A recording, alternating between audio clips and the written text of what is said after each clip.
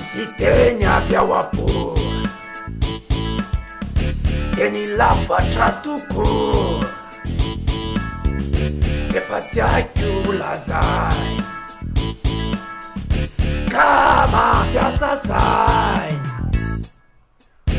Uti haiku ningite Nefani wa devote Niambura kaizai Wana wireria Enuitarizao E ataviantai nao Fifaela aunuti Nifiti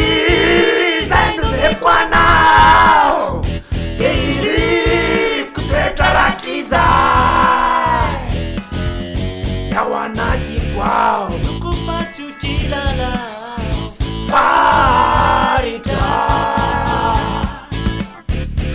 Lura tapanao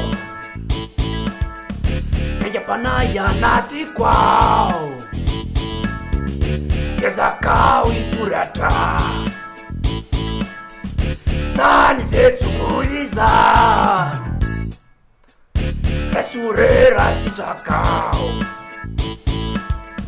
Kakabati uneni nao Nianulu tafiti Kesa miakafe Isi ya zavan Napi ya fana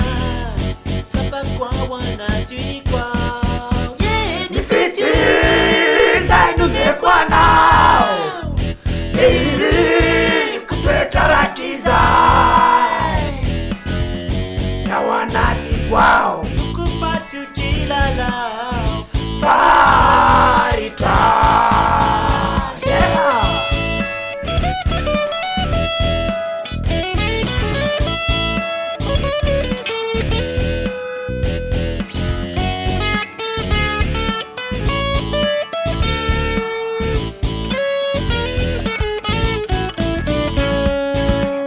Rasurera sitaka Fangabati uneni nao Nianulu tafiti Kesa miakafi Nifiti Zainu mekwanao Geiri kutetaratiza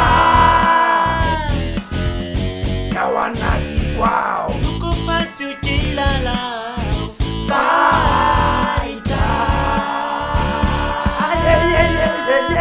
Nifiti